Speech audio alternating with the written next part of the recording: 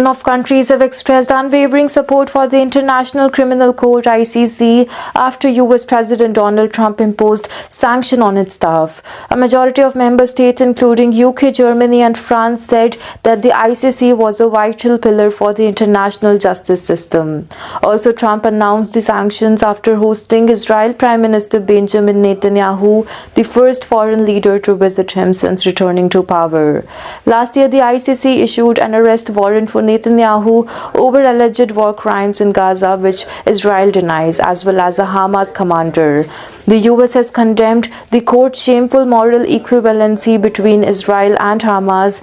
The US and Israel do not recognize the authority of the ICC, the only global court with powers to prosecute individuals for genocide, crimes against humanity, and war crimes. It has also previously launched investigation into the US citizens. The ICC counts 125 member states around the world, including the UK and many European nations. The UK, France, and Germany were among the 79 signatories to a joint issuing statement on Friday to condemn Trump executive order. Australia, the Czech Republic, Hungary, and Italy were among that absent.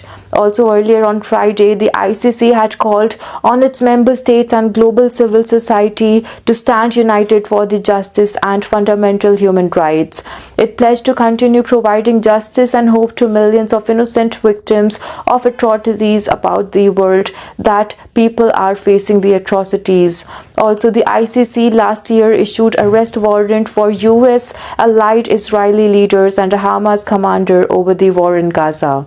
ICC prosecutors have said that there are reasonable grounds to suggest Netanyahu, his former defense minister Yoav Gallant, and the Hamas Mohammed Deif, who have been killed on the last year, bear the criminal responsibility for alleged war crimes and crimes against humanity. But a White House memo circulated on Thursday accused the ICC of creating a shameful moral equivalency between Hamas and Israel by issuing the warrant at the same time. Trump order said the ICC recent actions set a dangerous precedent which also threatened to infringe the rights upon the sovereignty of the United States. It argued the ICC undermines the national security and foreign policy work of Washington and its allies. The order has also said the US and Israel are thriving democracies with militaries that strictly adhere to the laws of war. The sanctions were announced while Netanyahu was on visit to Washington. The list of affected individuals has not been announced, but the sanctions could target people who work in ICC investigations. Sanctions could include financial and visa restriction placed on individuals and their families. The court technical and IT operation, including evidence gathering, could also be affected.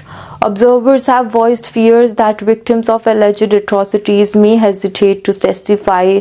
The court inaugural chief prosecutor has told the BBC how the rest of the world response will be most important of all.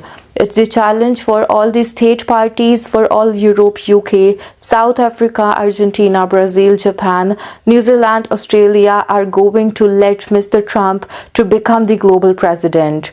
Luis Moreno Ocampo told the BBC News Hour program that the UN has called for the measures to be reversed, while the European Commission President Ursula von der Leyen said the ICC must be able to freely pursue the fight against the global